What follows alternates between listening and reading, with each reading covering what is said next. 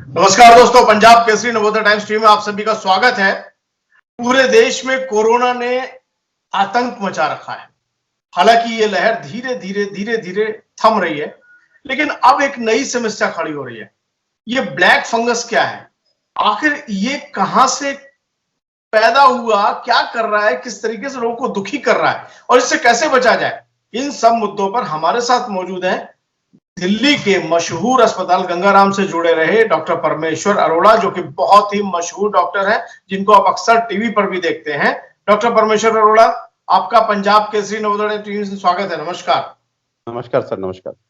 ये जो black fungus है, ये एक नई समस्या खड़ी हो गई है, आखिर ये क्या है? और वैसे भी इन दिनों जो है लोग आपको बहुत ध्यान से देख रहे हैं, क्योंकि थाली, घंटी और उसके बाद अगर कहीं घर घर में हवन होने शुरू हुए तो उसमें आपने बड़ा रोल प्ले किया है। तो ये इस बार ब्लैक फंगस का क्या मामला है? देखिए अनिल जी, ब्लैक फंगस जिसको म्यूकोर माइकोसिस कहते हैं या काली फफूंद बोलते हैं, ये हमेशा से हमारे एनवायरनमेंट में थी, हमेशा से। और जो नमी वाली जगह होती हैं, चाहे वो जमीन है, चाहे वो पेड़ का तना है, या हमारे घर में ही रखे हुए सामान, जैसे जूते अगर भीगे हुए आप रख दें कहीं पर किनारे काफी दिन के लिए, या कोई घर में लकड़ी वकड़ी गीली हो और कहीं किनारे पड़ी रहे, तो ये काली फफूंद या ब्लैक फंगस जो उस पर आ ही जाती है।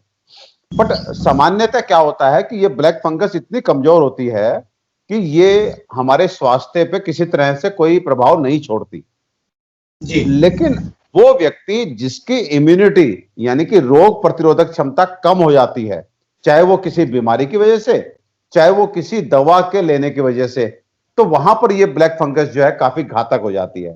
तो अमूमन हम देखते हैं कि आज कोविड के पेशेंट जो हैं वो बाध्य हैं स्टेरॉइड्स मेडिसिन लेने के। स्टेरॉइड्स जो होते हैं वो अपने आप में इम्यूनोसप्रेसिव होते हैं, यानी हमारी बॉडी की इम्यूनिटी को कम करते हैं, या ऑक्सीजन लेने को बाध्य हैं। अब ऑक्सीजन भी हाइड्रेटेड होती है, तो आप देखेंगे कि पानी जो है बोतल में भरा रहता है, उसके थ्रू जो है ऑक्सीजन आती है।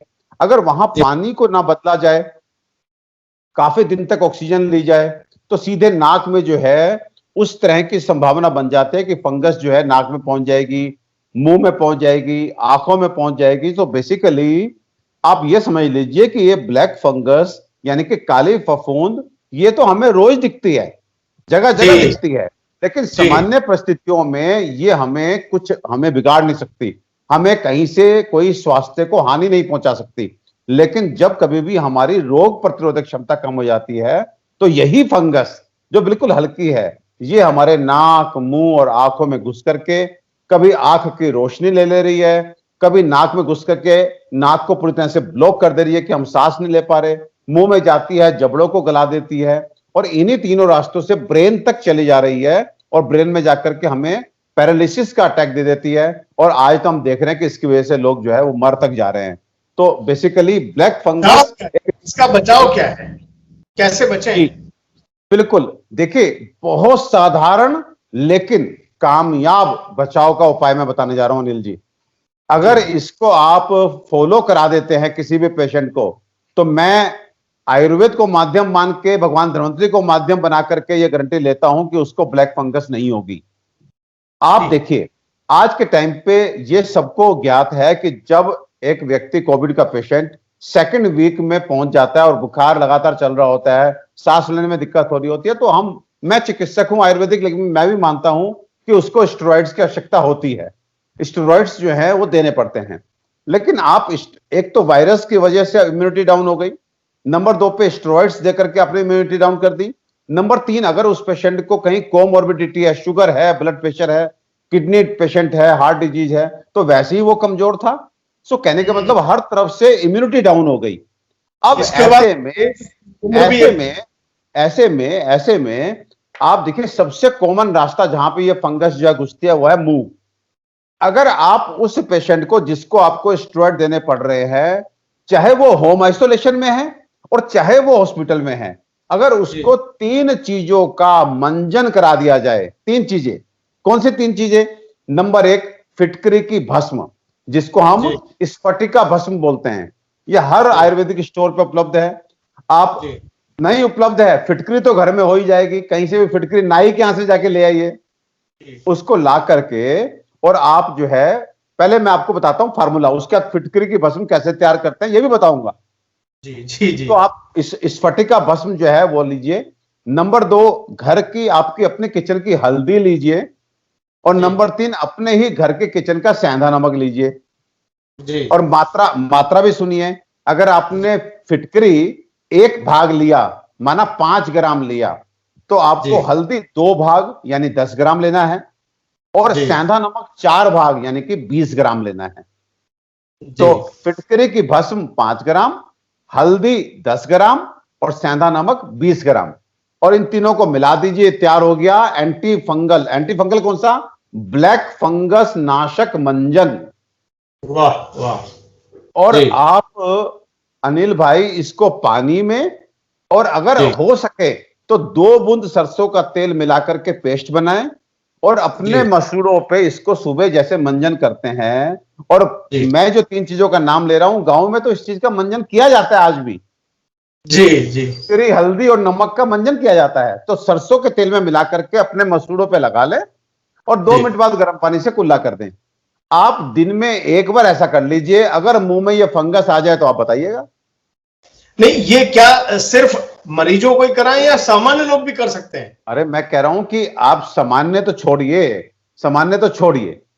जी ये अगर करने वाला व्यक्ति है तो उसको 100 साल बाद भी उसके दांत नहीं हिलेंगे, उसके जी मुंह में कोई कोई कैविटी नहीं बनेगी, कोई कीड़ा नहीं लगेगा, कोई पायरिया नहीं होगा। और जी पूरे शरीर के टॉक्सिन्स जो है वो तेल बाहर निकाल लेता है, तो वो छोड़िए। लेकिन अभी तो हमारा इश्यू ये है कि ब्लैक फंगस, स्पेशली जो हम कहते हैं कि जो स्टेरॉइड्स पे पेशेंट हैं या डायबिटिक पेशेंट हैं, या आप कोविड से ठीक होकर घर पहुंच गए और पता लग रहा है कि 10 दिन बाद आपको जो है ब्लैक फंगस से आपकी डेथ हो गई। तो जी पहले तो आप इसको समझिए कि ये ब्लैक फंगस ना हो, ना हो तो स्टेरॉइड्स आप ले रहे हैं तो आप ये मंजन भी शुरू कर दीजिए। सिंपल सा फार्मूला। ये मंजन का, एक मिनट मेरी बात सुनिएगा। मैं अपने दर्शकों को बता दूं, जो डॉक्टर परमेश्वर अरोड़ा ने बताया बहुत ही सिंपल फार्मूला है कि जब भी अगर आप कोविड पेशेंट रहे हैं तो आप 3 चीजों का मंजन करें: फिटकरी भस्म और हल्दी और सेंधा नमक। कैसे करना है ये आपने देख लिया। जी डॉक्टर परमेश्वर अरोड़ा, ये स्फटिक भस्म बनाएं कैसे? जी देखिए, स्फटिका भस्म जो है, फिटकरी आप लाइए छोटा सा टुकड़ा, और उसको ला करके अपने घर पे तवा के ऊपर आप नीचे से अपना जो है गैस ऑन कर दीजिए हल्की आंच पे, और तवे पे रख दीजिए। ये तवे पे क्या होता है कि पहले ये सारा पानी बन जाएगा, सारा पानी बन जाएगा फिटकरी का। उसको आपको चलाना नहीं है बिल्कुल भी। अगर आपने एक बार भी चम्मच वहां पे लगा दिया तो समझो फिटकरी खराब हो जाएगी। ये एक फिटकरी भस्म बनाने की ब्यूटी ये है कि इसको आपको चलाना ही नहीं है। और उसके बाद में धीरे धीरे वो पानी सूखना शुरू होगा, और वो धीरे धीरे सूख करके नीचे से सूखना शुरू होगा, ऊपर तक सूख जाएगा। एक छोटे डले को भी तैयार होने में आधा घंटे से लेकर 45 मिनट तक लग सकता है।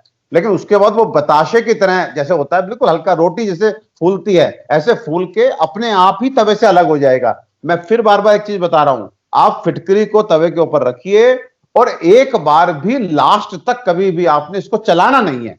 वो अपने आप ही पहले ऐसा लगेगा तवे पे पूरा चिपक गया, ये तो ये पानी चिपक गया। और उसके बाद में धीरे धीरे अपने आप ही छुट करके एकदम रोटी की तरह, ऐसे आप ऐसे जरा सा भी चम्मच मारेंगे तो वो दूर जाके गिरेगा। मतलब इस तरह से अपने आप ही छोड़ देता है वो। तो इस पापड़ तरह जैसा से बन जाएगा। बिल्कुल बिल्कुल एकदम रोटी, फूली रोटी जैसा बन जाता है। तो डला वो हो गया स्फटिका भस्म। और नहीं जी तो चुप करके स्फटिका भस्म 20-25 रुपए की जो है पंसारी के यहां से लाइए, घर भर कीजिए। आपका 10-15 ग्राम जो मुझे लगता है 20 रुपए की भी नहीं होगी, 15 रुपए की होगी। महीना भर पूरे घर भर मंजन कीजिए, कोई दिक्कत नहीं है। तो सर ये आपके मुंह का बचाव हो गया। दूसरा, नाक का बचाव कैसे करें? नाक का बचाव करने के लिए आपने स्टीम लेनी है। स्टीम, जी प्लेन वाटर, गर्म पानी की स्टीम लेनी है। और स्टीम लेकर के आप 2 बूंद सरसों का तेल सुबह और 2 बूंद सरसों का तेल शाम को नाक में डाल दीजिए। जी अनिल भाई, जहां तेल होता है वहां फंगस नहीं होती। हमारा जी अचार, हमारा अचार हमारे घर में हमारी महिलाएं तैयार करती हैं, उसमें कोई प्रिजर्वेटिव नहीं मिलाती। केवल जब तक वो तेल से भरा रहता है और अंदर आम की सब अचार वचार रहता है, कभी फंगस नहीं लगती। और वो अचार जिसमें तेल का प्रयोग नहीं, सूखा अचार भी तैयार होता है, उसमें फंगस लग जाता है। ये किचन मास्टर्स जो है हमारे घर में, हमारे जो माताएं बहनें हैं, उनको पता है इससे निपटने का तरीका। सिर्फ डॉक्टर परमेश्वर अरोड़ा ने उसको जो चिकित्सीय एक दिशा दी है। डॉक्टर परमेश्वर अरोड़ा, ये कोविड के पेशेंट्स और सामान्य लोग कोई भी कर सकता है, जैसा कि आप कह रहे हैं। सर, आप नाक में तेल डालिए अनिल भाई, आपके बाल काले घने ये ऐसे रहेंगे, आपकी आंखों की रोशनी बढ़ेगी, आपके कानों से सुनने की शक्ति बढ़ेगी, आपको कभी नजला जुकाम नहीं होगा, आपको नींद अच्छी आएगी। अरे हम क्या कह रहे हैं आपको, हम कह रहे हैं 2 बूंद सरसों का तेल नाक में डाल लीजिए, जो हमारे बड़े सालों से, सैकड़ों सालों से डालते ही थे। हम लोग जो है स्मार्ट बन गए, हम लोग स्मार्ट, हमने तेल से नाता तोड़ा और बीमारियों से नाता जोड़ा। जी, और वैसे मैं फिर कह रहा हूं, जो तेल खाएगा और तेल लगाएगा, ये समझ लीजिए, मतलब अगर शायराना अंदाज में बोलूं, तेल से नाता जोड़ो, रोगों से नाता तोड़ो। तो जो तेल के साथ जुड़ जाएगा खाने में, लगाने में, रोग उसके आसपास नहीं फटकेगा। और इस सब चीजों का वैज्ञानिक विश्लेषण अनिल जी कभी चर्चा करेंगे, मैं बताऊंगा कैसे तेल हमारे शरीर को हम बीमारियों से दूर रखता है। इसी पे केवल 15 मिनट की चर्चा कीजिए कि तेल का रोल हमें स्वस्थ बनाने में क्या है, तेल का रोल। लेकिन अभी रुकिए रुकिए रुकिए रुकिए रुकिए, तीसरा रास्ता आंख, आंख, आंख, आंख, आंख। अभी तक हमने मुंह की बात की, हमने नाक की बात की, आंख की बात करते हैं। और अगर कान भी, आप आंख और कान से भी कोई समस्या हो सकती है, क्योंकि इसमें ईएनटी का बहुत बड़ा रोल है। तो तेल डालिए सरसों का, कौन नहीं डालता था? लहसुन जला करके तेल कान में डालना, मेरे ख्याल से अनिल जी, आप और हमें तो खूब पड़ा है। अब आज के डॉक्टर अगर मना करें कि तेल मत डालिए तो भैया ठीक है, लेकिन आपको हमको तो खूब माँ ने तेल डाला है और लहसुन पका पका के डाला है। तो ऐसे ही आंखों के लिए क्या होता है, आंखों के लिए हम क्या कराते हैं, गोघृत यानी कि गाय के दूध से बना घी, गाय का घी, जिसे शुद्ध देसी घी बोलते हैं, अगर वो उपलब्ध हो जाए तो सर्वोत्तम। और नहीं तो हमारी भैंस बुआ क्या बुरी है? जी जी जी जी। अरे बुआ के दूध का जो है वो भी अगर घी मिल जाए कोई बात नहीं, उसको 1 बूंद ड्रॉपर की मदद से आंख में डालिए। घी को आंख में ड्रॉपर की मदद से डाल लीजिए 1-1 बूंद, और देखिए घी डालने से आंख में फफूंद घुस के दिखाए, तेल नाक में डाला तो वहां घुस के दिखाए, और मुंह में जिसमें इस फटकरी मतलब फिटकरी हल्दी और नमक का मंजन हुआ है वहां घुस के दिखाए, फंगस होगा ही नहीं। इलाज की तो बात छोड़िए, जो सर्जरी करके खुरच करके निकाल रहे हैं कामयाबी नहीं मिल रही। आप जानते हैं जो इंजेक्शन ब्लैक फंगस के लिए ड्रग ऑफ चॉइस बन गया है, आज वो इंजेक्शन, आप विश्वास कीजिए, आज वो इंजेक्शन बड़े बड़े हॉस्पिटल में नहीं है। और उसके लिए कितना ऑफर आ रहा है एक इंजेक्शन के लिए, जिससे पक्का नहीं कि कामयाबी मिलेगी। 1 लाख 2 लाख रुपए रोज देने को तैयार हैं, वो इंजेक्शन दे दीजिए।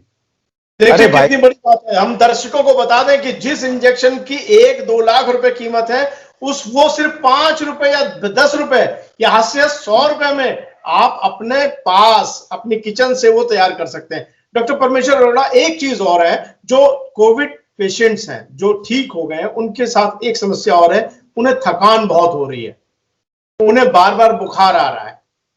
तो उनके लिए भी कोई उपाय आपके, क्योंकि देखिए आप गंगाराम जैसे अस्पताल में रहे हैं और बहुत लंबा अनुभव है आपका, और आपने देश में भर में हजारों मरीजों को ठीक किया है, इन लोगों के लिए आपका क्या कहना है? देखिए, पहले तो पोस्ट कोविड पेशेंट जो होते हैं उनमें, अब जैसे ब्लैक फंगस को फिर से मैं बोलूंगा कि आप कोविड से ठीक हो गया कि 10 दिन बाद आपको ब्लैक फंगस हो गई। एक्चुअली ब्लैक फंगस बाद में नहीं होती, वो शुरू हो चुकी थी लगनी, वो लेके आए थे आप। लेकिन किसी भी चीज को इतनी मात्रा में होने में कि वो आप पे अटैक कर सके, वो टाइम लगता है। तो ये वहीं से लेके आए, और अक्सर हम देखते हैं वहां से पेशेंट डिस्चार्ज होता है, फिर भी उसको स्टेरॉइड्स कहा जाता है कि अभी हमने 20 mg पे रखा है, आप इसको 5 दिन 10 mg घर पे लीजिएगा, फिर 5 mg करके बंद कर दीजिएगा। तो स्टेरॉइड वो तभी भी चला रहा होता है। सो इसलिए ब्लैक फंगस घर पे आके नहीं लगती, ये जब से स्टेरॉइड शुरू होते हैं तब से ही संभावना इसकी शुरू हो जाती है। दूसरा क्वेश्चन, पोस्ट कोविड पेशेंट को वीकनेस दूर करनी है, फिर बड़ा किचन की रेमेडी जो 80 to 90% पेशेंट को विद इन 15 डेज तरोताजा कर देगी। सिंपल चीज, आपको 4 से 6 दाना मुनक्का और 4 दाने काली मिर्च, ये आप दोनों मिलाकर के चबा के हल्दी वाले दूध से सुबह शाम ले लीजिए, आप 15 दिन में फिर वही ताकत पाएंगे जो आपको कोविड से पहले थी। वाह। 6 दाना मुनक्का और 4 दाने काली मिर्च, जी ये सुबह भी और शाम को भी, चाहे आप डायबिटिक भी हैं तब भी मेरी तरफ से आपको अलाउ है। जी। मुनक्का अच्छा, और काली मिर्च। अगर आप डायबिटिक है तब भी इस दूध मुनक्का और इसको ले सकते हैं? बिल्कुल सर, वो रात में उठ के फ्रिज से बर्फी खाना कहां छोड़ते हैं डायबिटिक पेशेंट। बिल्कुल। और ये बताइए, एक बार चीनी वाली चाय को कहां ऐतराज है? और दूसरा ये कि जो 150 से सीधा 650 और 550 कर दे रहा है स्टेरॉइड्स, उसको भी तो ले रहे हैं।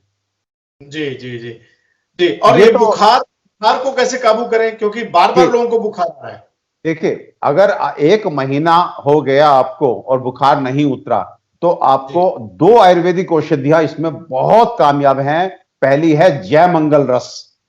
आप किसी आयुर्वेदिक चिकित्सक से मिलकर के जय मंगल रस, इसे हम बोलते हैं औषधि फॉर जीर्ण ज्वर। जब बुखार लंबा खिंच जाता है तो वहां पर जय मंगल रस देके हमने 3-3 महीने के बुखार 1 हफ्ते में उतारे हैं, वो खत्म हो जाता है बिल्कुल। तो जय मंगल रस। और दूसरी औषधि, अगर जय मंगल ना उपलब्ध हो सके किसी वजह से, अब दूर दराज है ना मिल सके, तो बसंत मालती रस, स्वर्ण बसंत मालती रस, ये दूसरी औषधि है जो इस तरह के पेशेंट को लेनी चाहिए। तीसरा बसंत मालती रस। अच्छा, मालती रस, बसंत ठीक है। मालती रस। और तीसरी बात, आप ऐसे पेशेंट, पुरुष का नाम है जी। हाँ, जी, जी। और एक औषधि है अमृतारिष्ट।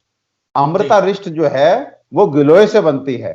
तो अमृतारिष्ट 4 चम्मच बराबर पानी मिला करके और साथ में सुदर्शन घनवटी 2-2 गोली, ये खाना खाने के बाद दोपहर और रात्रि में दीजिए। देखिए बुखार उखार सब उतर जाएगा। बिल्कुल। देखिए, ब्लैक फंगस नहीं होगा अगर आपने मंजन किया। आंखें संभल जाएंगी, जुबान मुंह संभल जाएगा, नाक संभल जाएगी। कानों का ध्यान रखें, सरसों का तेल इस्तेमाल करें। और लंबा बुखार आए तो डॉक्टर परमेश्वर अरोड़ा है ना, इन्होंने जो बताई है दवाएं, आयुर्वेद की अचूक औषधियां, उनको आजमाएं। परमेश्वर अरोड़ा जी कहते हैं ना, इन दिना ते परमेश्वर दा ही भरोसा है। तो इस बार मुझे लगता है डॉक्टर भी परमेश्वर, इस बार डॉक्टर भी अनिल जी, भरोसा इस वाले परमेश्वर का नहीं है, ऊपर वाले परमेश्वर का है, नंबर 1। नंबर 2 आयुर्वेद का है। जी जी।